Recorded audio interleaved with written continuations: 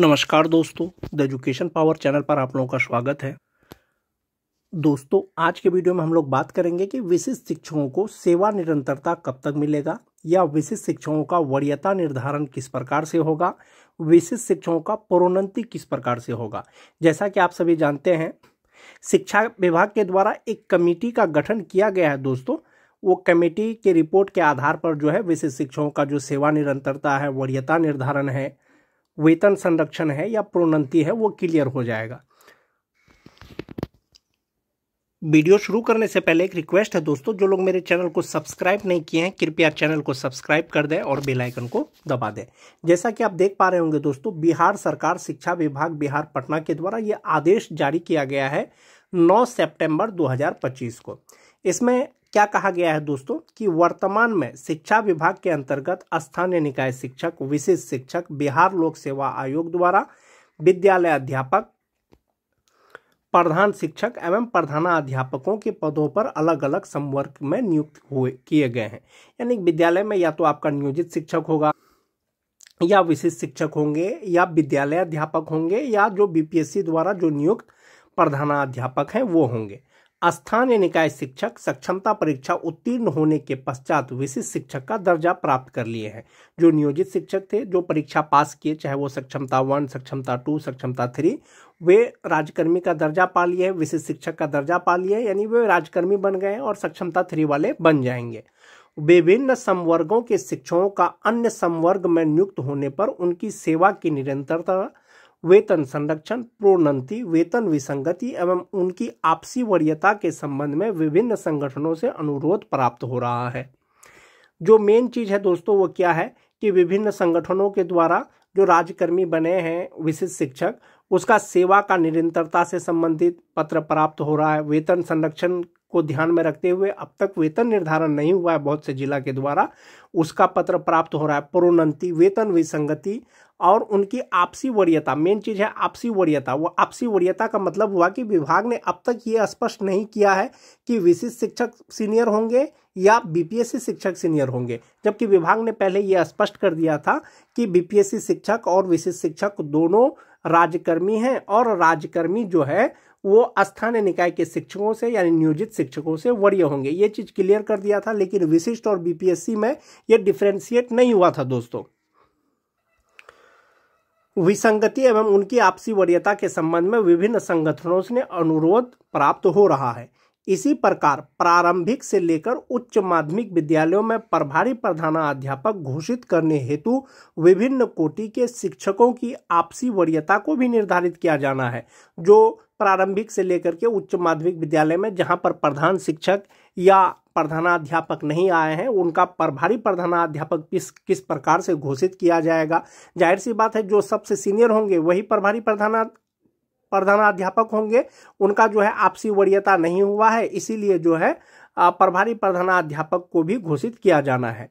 उपर्युक्त समस्याओं के निराकरण हेतु विभाग को प्रतिवेदन समर्पित करने हेतु निम्नवत पदाधिकारियों का एक विभागीय समिति का गठन किया जाता है। यानी विभाग द्वारा जो है ये सभी समस्याओं का निदान के लिए, सभी समस्याओं का समाधान के लिए जो पदाधिकारी हैं, निम्न पदाधिकारियों का एक विभागीय समिति का गठन किया जाता है। यानी शिक्षा विभाग ने एक कमेटी का गठन किया है। किसके लिए? विशिष्ट शिक्षकों का सेवा निरंतरता के लिए, विशिष्ट शिक्षकों का वेतन संरक्षण के लिए, वेतन संगति के लिए, विशिष्ट शिक्षकों का प्रमोशन के लिए, आदि प्रकार का जो भी समस्या है उसके लिए एक कमेटी का गठन किया है। समिति एक पक्ष के अंदर मतलब 15 दिन के अंदर अपना प्रतिवेदन विभाग को समर्पित करेंगे। तद अनुसार विभाग समीक्षा उपरांत अग्रतर कार्रवाई करेगी। एक पक्ष के अंदर कमेटी अपना रिपोर्ट सौंपेगी, उसके आधार पर जो है विभाग निर्णय लेगा। इसमें जो कमेटी है दोस्तों, कमेटी में कुल 9 सदस्य हैं। 9 सदस्य में जो अध्यक्ष हैं वो निदेशक हैं प्राथमिक शिक्षा के, उसके बाद परामर्शी सदस्य हैं, उसके बाद निर्देशक। इस प्रकार से कुल 9 पदाधिकारी हैं दोस्तों जो कमेटी में जिनको शामिल किया गया है। उपर्युक्त प्रस्ताव पर सक्षम प्राधिकार का अनुमोदन प्राप्त है। और जैसा कि आप देख पा रहे होंगे, ये 9 सितंबर का लेटर है दोस्तों, निदेशक माध्यमिक शिक्षा के द्वारा ये जारी किया गया है। तो एक चीज ये क्लियर है दोस्तों, विभाग ने ये कमेटी जो बनाया है अपना रिपोर्ट एक पक्ष के अंदर में देगी। इसमें कुछ चीज क्लियर हो जाएगा, जैसे विशिष्ट शिक्षकों का सेवा निरंतरता मिलेगा या नहीं मिलेगा, कब तक मिलेगा। वेतन संरक्षण तो नियमावली में दिया हुआ है दोस्तों, ये तो मिलना तय है। प्रोन्नति, वेतन विसंगति और आपसी वरीयता, ये सब चीज दोस्तों क्लियर हो जाएगा जब कमेटी अपना रिपोर्ट सौंपेगी। एक ये हो गया दोस्तों।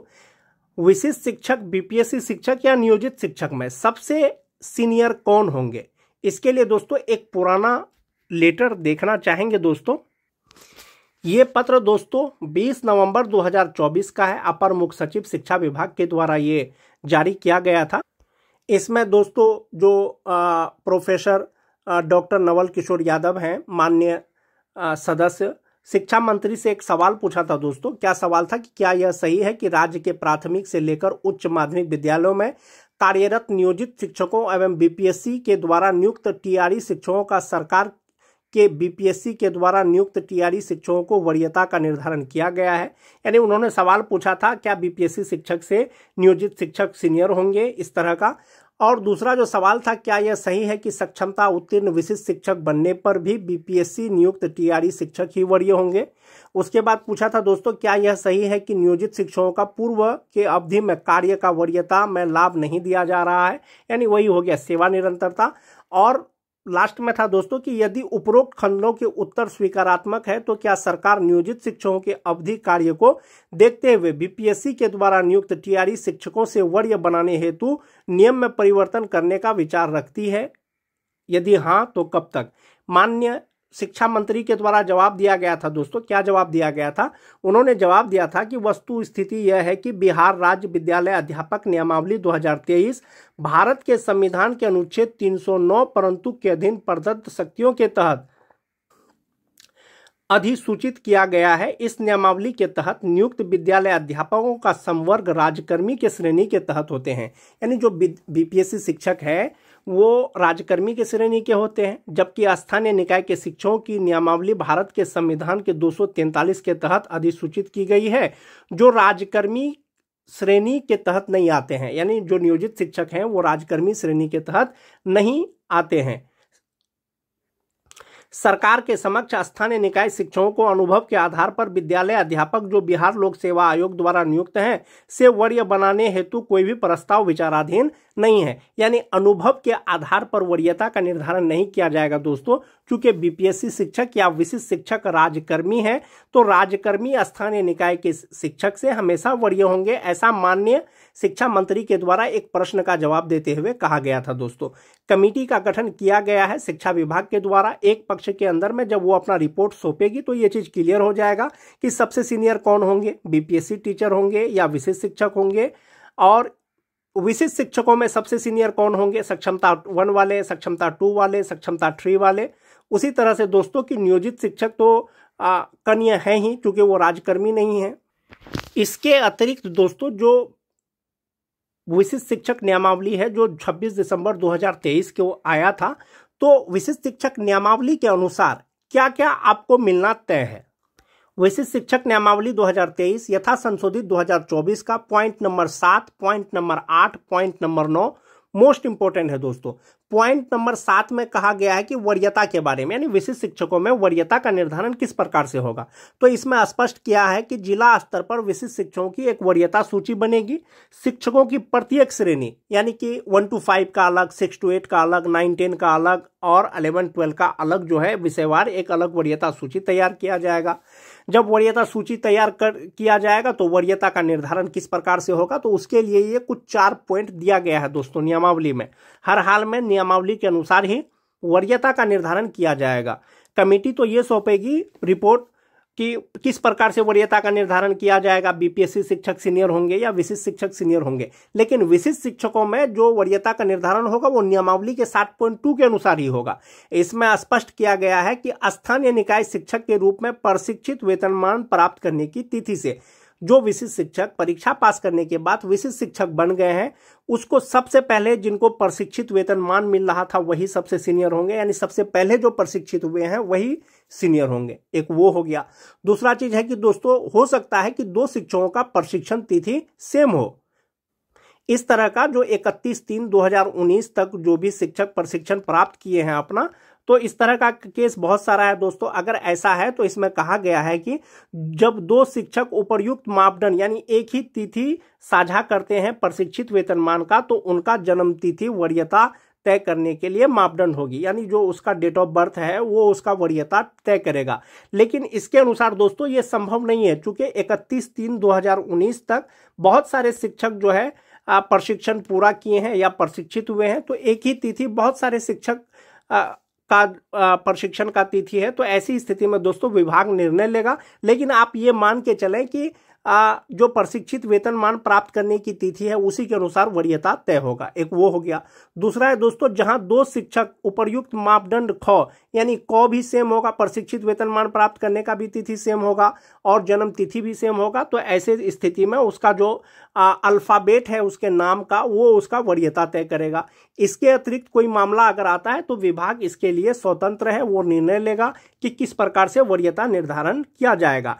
एक चीज ये स्पष्ट है दोस्तों कि जो वरीयता का निर्धारण किया जाएगा तो वो जो 1 नंबर पॉइंट है प्रशिक्षित वेतनमान प्राप्त करने की तिथि से। बहुत सारे शिक्षक सक्षमता 1 पास करने के बाद विशिष्ट शिक्षक बने हैं, बहुत सारे शिक्षक सक्षमता 2 पास करने के बाद विशिष्ट शिक्षक बने हैं, बहुत से शिक्षक ऐसे होंगे जो सक्षमता 3 सक्षमता 4 पास करने के बाद विशिष्ट शिक्षक बनेंगे। लेकिन नियमावली के अनुसार जो वरीयता का निर्धारण होगा दोस्तों, ऐसा नहीं है जो सक्षमता 1 पास कर लिए तो वो सक्षमता 2 वाले से सीनियर हो जाएंगे या सक्षमता 3 वाले से सीनियर हो जाएंगे। नियमावली के अनुसार नियमावली ये कहता है दोस्तों कि प्रशिक्षित वेतनमान प्राप्त करने की तिथि से, चाहे तो सक्षमता 1 दीजिए, सक्षमता 2 दीजिए, सक्षमता 3 दीजिए, प्रशिक्षित वेतनमान प्राप्त करने का जो तिथि है वही आपका वरीयता तय करेगा। बिहार विद्यालय विशिष्ट शिक्षक नियमावली 2023 यथा संशोधित 2024 के द्वारा। एक तो ये वरीयता से संबंधित हो गया।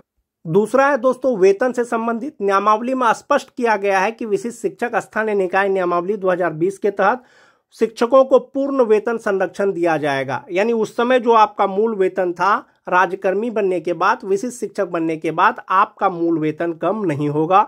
जब कभी भी आपका वेतन निर्धारण किया जाएगा, फिक्सेशन किया जाएगा, तो आपका जो है वही बेसिक पे को देखते हुए वेतन संरक्षण के साथ में आपका वेतन निर्धारण किया जाएगा और बढ़ा हुआ वेतन मिलेगा। एक वो पॉइंट हो गया दोस्तों। 8.2 में है कि इसके अलावा इस नियमावली के प्रभावी होने पर उनका वेतन फिटमैन मैट्रिक्स के अनुसार दे होगा, फिटमैन मैट्रिक्स के अनुसार दे होगा, अनुलग्न क के अनुसार, और उसके बाद जो डीए एचआरए मिलता है, महंगाई भत्ता मिलता है, वो आपको दिया जाएगा। और विशिष्ट शिक्षकों का जो फिटमैन मैट्रिक्स है वो अनुलग्न क के अनुसार होगा, कितना उसका बेसिक पे होगा, यानी उसका बेसिक पे या उनका मूल वेतन कहां पर फिट बैठेगा। उसके बाद है दोस्तों प्रोन्नति। प्रोन्नति यह है कि 1 to 5 के जो विशिष्ट शिक्षक हैं 6 to 8 के विशिष्ट शिक्षक बनेंगे, 6 to 8 के जो विशिष्ट शिक्षक हैं वो 6 to 8 के वरीय विशिष्ट शिक्षक बनेंगे, 9-10 के जो विशिष्ट शिक्षक हैं वो 11-12 के विशिष्ट शिक्षक बनेंगे, जो 11-12 के शिक्षक हैं वो 11-12 के वरीय विशिष्ट शिक्षक बनेंगे। लेकिन कब बनेंगे? लगातार 8 वर्ष की सेवा के बाद बनेंगे। और यदि सेवा निरंतरता का लाभ दे दिया जाता है दोस्तों तो आपका प्रशिक्षित वेतनमान की तिथि से ही आपका प्रोन्नति का गणना किया जा सकता है। चूंकि आपने 1 जनवरी 2025 को सक्षमता 1 वाला अगर ज्वाइन किया है तो संभवतः वो जो प्रोन्नति लेने योग्य होंगे वो 1 जनवरी 2033 के बाद होंगे। लगातार 8 साल के सेवा के बाद आपको प्रोन्नति दिया जाएगा विशिष्ट शिक्षक नियमावली के अनुसार। 1 to 5 से जो 6 to 8 में जाएंगे ये उपलब्ध रिक्तियों के अनुसार, 6 to 8 से जो वरीय विशिष्ट शिक्षक बनेंगे 6 to 8 का वो अपने ही स्थान पे बन जाएंगे। उसी तरह से जो 9-10 के शिक्षक 11-12 के विशिष्ट शिक्षक में प्रमोशन लेंगे वो उपलब्ध रिक्तियों के अनुसार, और 11-12 के जो विशिष्ट शिक्षक वरीय विशिष्ट शिक्षक बनेंगे 11-12 के वो अपने ही स्थान पे बन जाएंगे। और इसके लिए आपके पास एसेंशियल क्वालिफिकेशन होना चाहिए। एसेंशियल क्वालिफिकेशन का मतलब हुआ जैसे 1 to 5 का शिक्षक बनने के लिए आपको सिंपल इंटर पास होना चाहिए और ट्रेंड होना चाहिए। 6 to 8 का शिक्षक बनने के लिए आपको ग्रेजुएट होना चाहिए, ट्रेंड होना चाहिए। यदि 1 to 5 के शिक्षक आप हैं, आप 6 to 8 के शिक्षक के पद पर प्रोन्नति लेना चाहिएगा, जब कभी भी 8 साल बाद ही सही, तो एसेंशियल क्वालिफिकेशन आपके पास होना चाहिए, यानी आपको ग्रेजुएट होना चाहिए। तब तक अधिकार के रूप में किसी भी प्रोन्नति का दावा नहीं किया जा सकता है। सभी प्रोन्नति उपलब्ध रिक्तियों के अधीन होगी और विभागीय नीति को ध्यान में रखते हुए की जाएगी। इसके अलावा सभी प्रोन्नति विभाग की प्रचलित नीतियों के अनुसार होगी। विशिष्ट शिक्षक नियमावली के द्वारा स्थानीय निकाय के शिक्षक राज्यकर्मी बने हैं और इसी के अनुसार उनको वेतन संरक्षण का लाभ दिया जाएगा, प्रोन्नति दिया जाएगा या वरीयता का निर्धारण किया जाएगा। विशिष्ट शिक्षकों का जो फिटमेट मैट्रिक्स टेबल है दोस्तों वो यही है कि विशिष्ट शिक्षकों का वेतन किस प्रकार से दिया जाएगा, यानी वेतन संरक्षण किस प्रकार से दिया जाएगा। 1 to 5 का स्टार्टिंग बेसिक पे 25,000 है, 6 to 8 का 28,000 है, 9-10 का 31,000 है और 11-12 का 32,000 है। जो आपका बेसिक पे था नियोजित रहते हुए वो कहां पर फिट बैठेगा, तो इसके लिए आप ऐसे समझ सकते हैं जो 2003 से लेकर के 2005 तक के जो शिक्षक हैं, स्थानीय निकाय के शिक्षक जो विशिष्ट शिक्षक बने हैं या जो विशिष्ट शिक्षक नहीं बने, जो नियोजित शिक्षक हैं, उनका बेसिक पे अभी 31,340 रुपया है। तो 31,340 रुपया से जो है उसका बेसिक पे कम नहीं होना चाहिए जो विशिष्ट शिक्षक बन गए हैं। तो आप ये देखिए कि 31,340 रुपया 2003 से लेकर के 5 वाले जो विशिष्ट शिक्षक है वो कहाँ फिट बैठ रहा है। आप देख पा रहे होंगे कि उनका जो फिट बैठ रहा है वो इंडेक्स 9 के 31,670 रुपया के आसपास में हो रहा है। तो वेतन संरक्षण को ध्यान में रखते हुए उनका जो बेसिक पे होगा 2003 से 2005 तक के जो नियोजित शिक्षक विशिष्ट शिक्षक बने हैं, बेसिक पे उनका 31,670 रुपया होगा। ये 31,670 रुपया में उनका जो डीए है, एचआरए है, वो जोड़ करके उनका वेतन निर्धारण किया जाएगा या वेतन का भुगतान किया जाएगा। जो टीटी पास शिक्षक है दोस्तों, जनवरी 2025 से उनका बेसिक पे 27,010 रुपया है जो नियोजित हैं। क्योंकि 27,010 रुपया आप यहाँ देख लीजिए कि ये जो 1 to 5 का कॉलम है ये कहाँ फिट आ रहा है, तो आप देखेंगे 27,000 यानी इंडेक्स 4 का में फिट आ रहा है और एक 27,010 का आसपास का जो बेसिक पे है वो 27,320 रुपया है। इसका मतलब है जो टीटी पास शिक्षक है उनका अगर वेतन निर्धारण होगा तो 27,320 रुपया पे होगा और यही उसका मूल वेतन हो जाएगा। ये जो बेसिक पे है दोस्तों जो फिट आ रहा है वो वेतन संरक्षण को ध्यान में रखकर आ रहा है और इसी के आधार पर आपको आने वाले समय पर वेतन मिलेगा। और जहां तक बात सेवा निरंतरता का है, सेवा निरंतरता जब मिलेगा दोस्तों आपका इंडेक्स ही चेंज हो जाएगा। स्थानीय निकाय के रहते हुए जो इंडेक्स के अकॉर्डिंग आपको वेतन मिल रहा था, अगर सेवा निरंतरता मिलेगा तो उसी इंडेक्स के अनुसार आपको वेतन मिलेगा। संभवतः आपके वेतन में अच्छी खासी बढ़ोतरी हो जाएगी। आपको आने वाले समय में पता चलेगा दोस्तों विशिष्ट शिक्षकों को सेवा निरंतरता का लाभ मिलता है या नहीं मिलता है, या प्रोन्नति या वेतन संरक्षण किस प्रकार से किया जाएगा जब कमेटी एक पक्ष के अंदर में अपना रिपोर्ट सौंपेगी। आज के वीडियो में दोस्तों बस इतना ही। वीडियो अच्छी लगे तो अपने दोस्तों में लाइक और शेयर जरूर कर दें। धन्यवाद।